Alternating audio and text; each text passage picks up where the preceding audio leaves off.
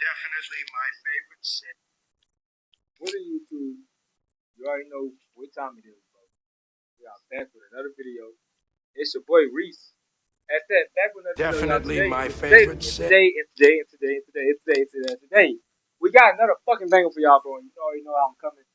I always come good, come fast, come extraordinary. Pause. Anyways, the Devil Advocate. The Devil Advocate, Lucifer Explained. That's what we reaction to today. It's the movie called The Devil's Advocate. If y'all don't know what this movie called, bro, it's a good ass movie. I don't want to talk too much, but we're gonna be doing some little parts on this movie. We ain't watching the whole movie, but we're gonna watch some of it. But it's called Devil's Advocate, and it's really about a dude named Canoe. I don't know, Canoe Reeves or some shit. I just know he the motherfucker that played John Wick, and he was a lawyer in the movie, and he was getting people off of. He was basically a lawyer who had a lot of clients that would be guilty, and he would still get them off of the most ridiculous crimes. Like, I don't know. I'm gonna tell y'all one of them. One of them was like, I think a teacher did some weird shit with a student, and he got him off, even though the teacher was guilty, and he knew the teacher was guilty, and he still got him off. So most of his clients was guilty, and then I guess this so-called law firm, including Illuminati, came for this lawyer, trying to get his soul, trying to get his career because of how good of a lawyer he was. And they saw how far he would go trying to be a lawyer. That's what they came for. So therefore, we're gonna get right to this video. We're gonna talk about more of this video because honestly, y'all, I'm new to this and I want to learn more about it. This shit sounds so interesting. So make sure y'all comment, like, subscribe down below. Make sure y'all always tune in on new videos because you know I'm gonna post them every time. So it's like, stay sexy, stay safe, and keep on staying warm. And y'all better stay tuned in. So we're gonna go and get right to it.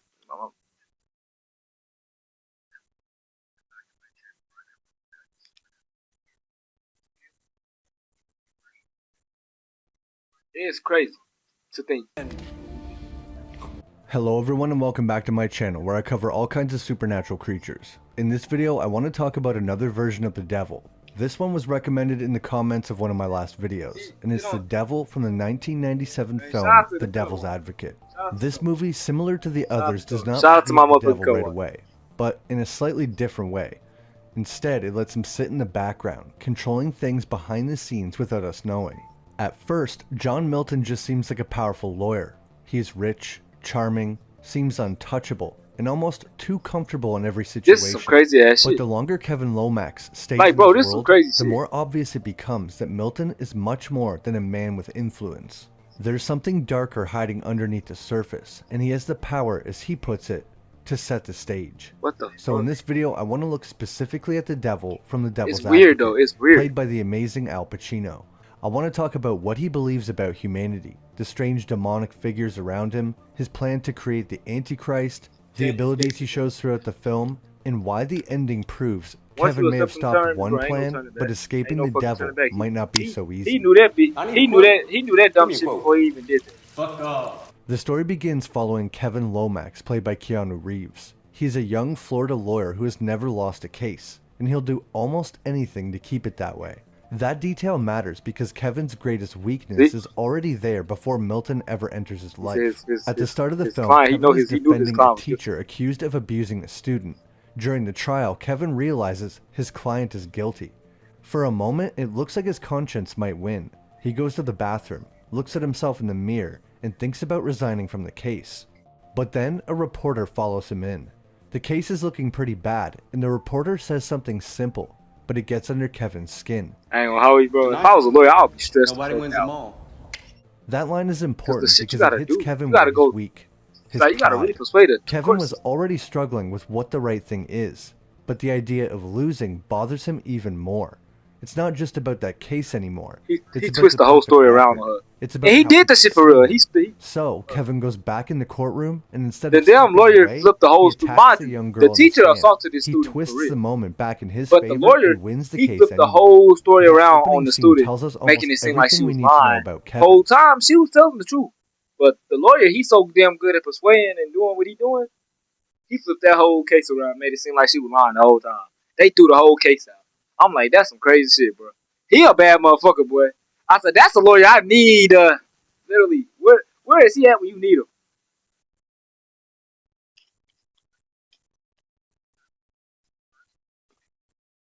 I gotta watch this movie when I'm done. He does have a conscience, but his pride is stronger. That moment is the first doorway into Milton's world. Kevin proves he is willing to choose victory over truth. Soon after winning that case, Kevin is suddenly invited to New York and offered a position at Milton's prestigious law firm. On the surface, it looks like the opportunity of a lifetime. The office is massive and looks very expensive. The people are powerful, and Kevin is treated like he has been chosen for something special. He's moving up in the world. But the atmosphere is wrong almost immediately. She fine as hell. I don't know why he don't want to be around too polished, too perfectly designed around Kevin's ego, while slowly pulling him away from his old life and, more importantly, his wife Marianne. Marianne senses the danger long before Kevin does.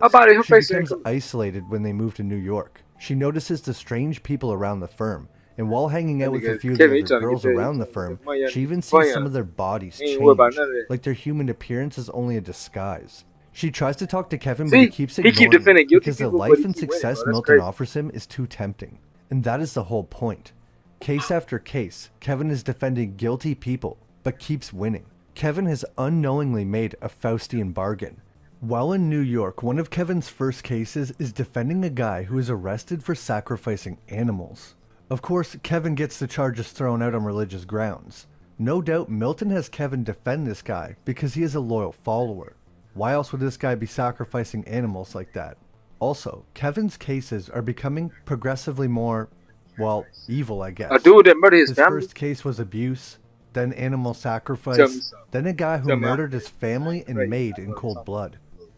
Kevin, what can I say? Milton does not need to appear as the devil right away, because his influence is already everywhere. So you mean to tell me the devil gonna come? The devil come in all kinds of forms and shapes and sizes? Because like what? It's like you would think. I was picturing a motherfucker with horns, maybe some red blood on him. Like, I pictured a whole different type of motherfucker. But you know, I guess he come in all different type of forms. So it's like Kevin, he a damn good lawyer that got himself into some shit that he probably can't get out of. Like pretty much. It's crazy how the devil will come to you in them kind of forms, because you would never know it's the devil. You would never know. Like, to us, he's human, but in reality, he's really just the devil, bro.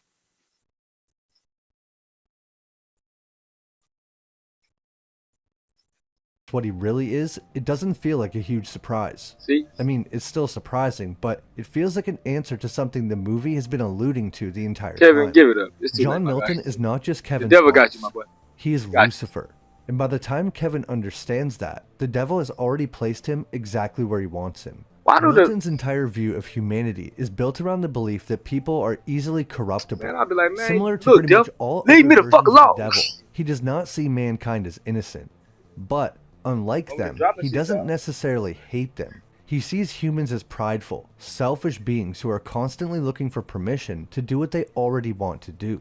And he is willing to help them with that. As he says, he is the true humanist. You see why he got? You see why Jesus kicked him out of heaven? He was trying to breathe life into a body. It's like he was trying to become a new God for humanity.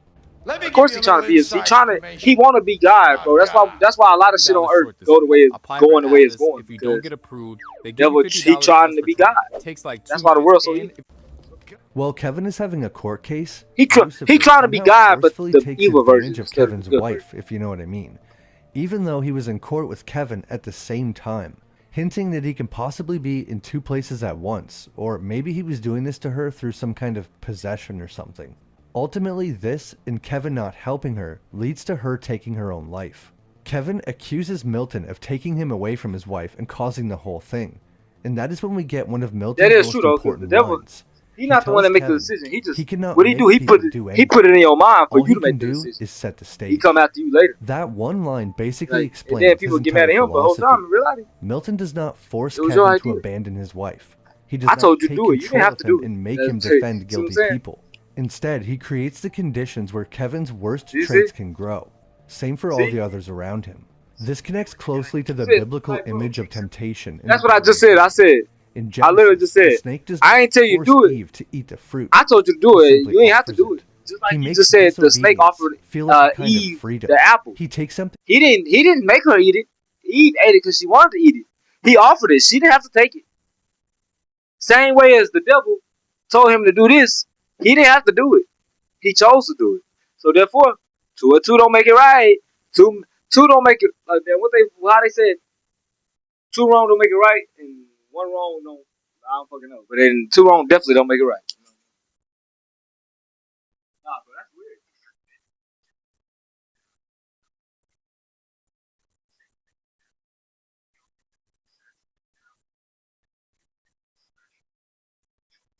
forbidden and presents it like a path to something greater. Milton does the same thing to Kevin. He offers him success and power, and the feeling that he is special, but the choice is always Kevin's. He even tells Kevin at one point he should take time off to look after his wife because she was pretty See, much that's the going thing about it, though. insane from He the did things that she'd seen. that what made But his wife instead of pass helping away his too. wife, His he wife killed herself insists because he he was needs so to stressed finish out this because last from him not case, helping her. and then he will be with his She was wife. going through some shit That and is he what was not makes helping Milton's her. game so cruel. His own wife. He tempts people, but then allows them to condemn themselves. In his famous speech, Milton describes God as someone who gives humans instincts, desires, sexuality, ambition, hunger, and vanity, but then demands that they deny themselves. He sees God as hypocritical, a being who gives his creations all these sins to avoid, and then watches people suffer under them while demanding worship. Milton sees himself as the opposite. He says yes to everything God says no to. He does not ask humanity to suppress what it wants. He encourages it, and this is why he believes he understands mankind better than God does. That's But that literally what be happening. acceptance is not love. It's They exploitation. give you all the He success gives them just to see everything you they desire break down until they afterwards. After destroy years later. themselves with it. And that is exactly what happens to Eddie and Kevin. Kevin thinks he is rising. Why y'all think Really, in the he's music and being the entertainment separated from industry y'all see everything that could like save people with him. so much money Marianne get on begins to fall drugs and apart in shit? New Like York. She they becomes got what surrounded by 30, people 40 who feel billion and wrong. this nigga on And then she drugs? starts Like, bro, literally. The industry will have you like that. You think just because some people rich as hell, like some people be stressed. Because I tell people, you gonna stress a lot being rich compared to being just a normal average person. You're gonna stress a lot if you're rich because handouts gonna be want to give that out. Motherfucker, it's just everybody going around you gonna want to put some money off of you. So everybody.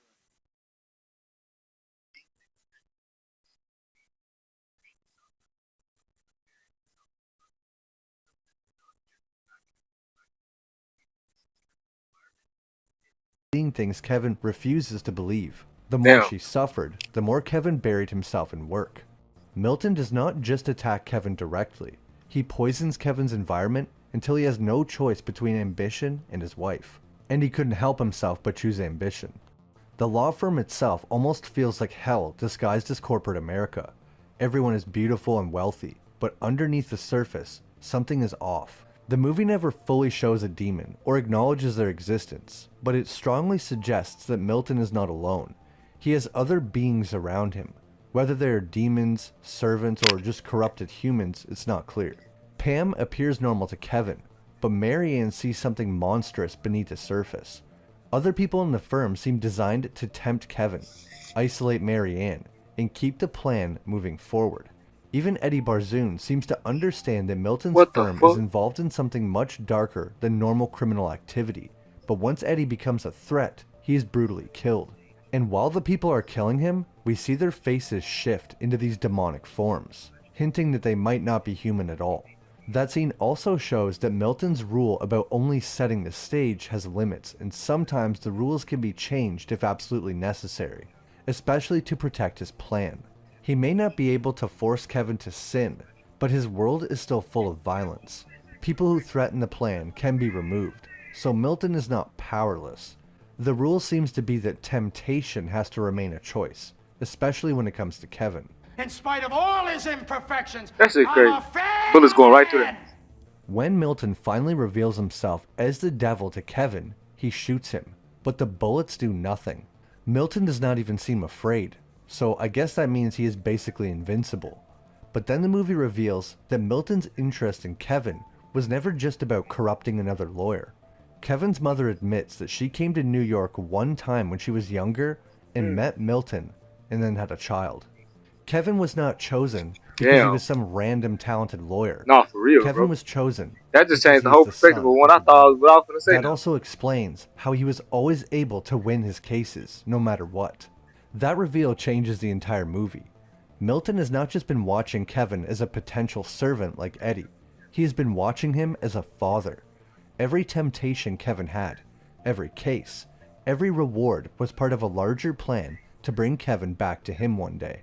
Earlier, when Kevin first meets Moyes, What the the- guy who was sacrificing animals, he says, "I thought I would recognize you, but I do not." Did he already know he was the devil's son and expected him to look different? Or more like Milton's current form? This character was not in the movie for very long, but was very interesting. It suggests there are some humans that are aware that Milton is the devil, or some kind of supernatural being at least. So Kevin coming to work in New York was all orchestrated by Milton.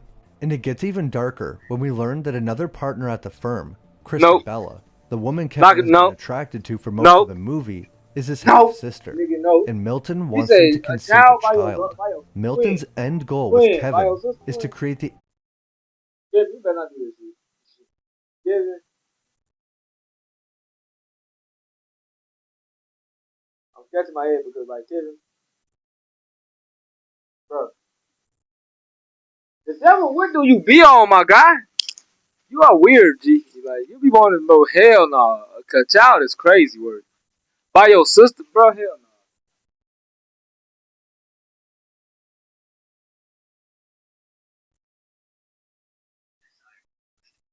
Antichrist through his own children.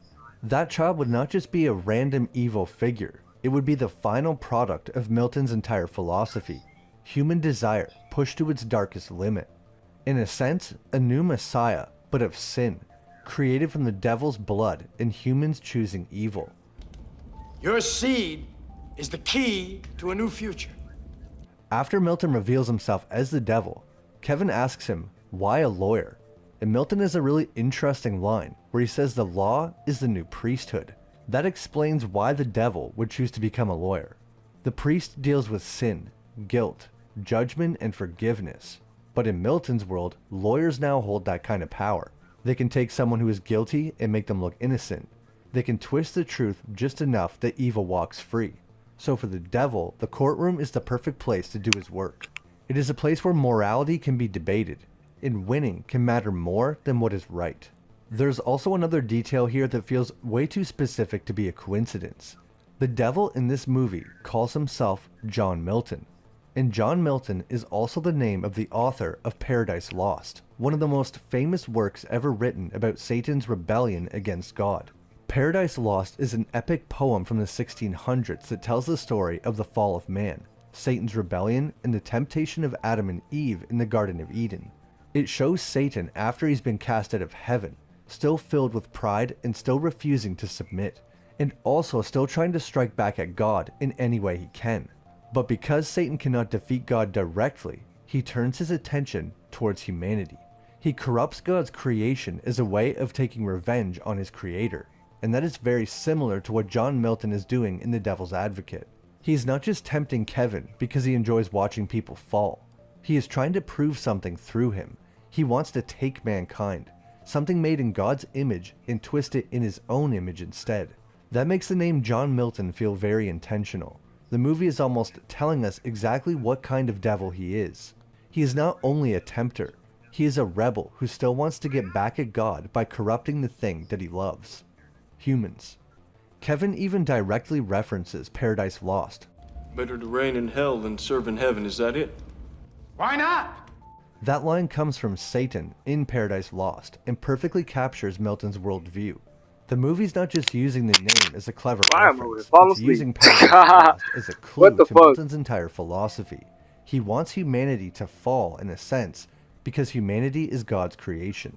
In a way, he is similar to the devil in Constantine, where the devil and demons cannot directly interfere with free will, I but would can never want give that you thing. just the right nudge I to would make not the talk to decision them. easier. Welcome to Eden. Did you know the Bible can now be watched? Eve, what did you do? It was good. Try it. Drink from it.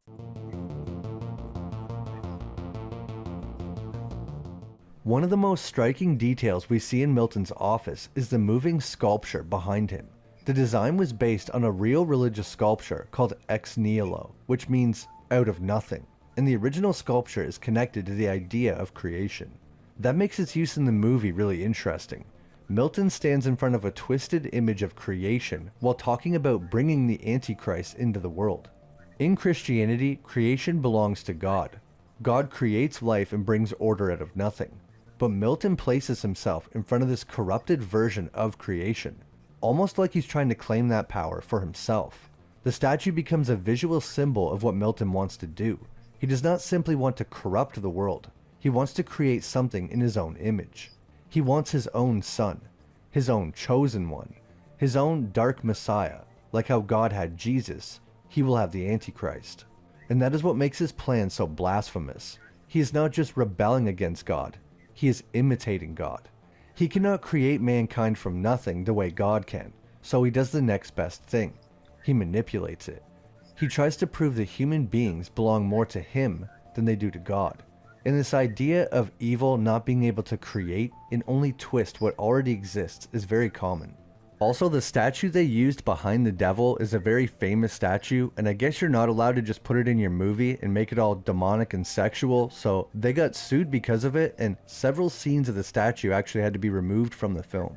Anyway, the devil trying to prove humanity belongs to him is why Kevin is so important. He's smart. He got Kevin some. is the devil's son, but he is also still human. Milton believes that if he can get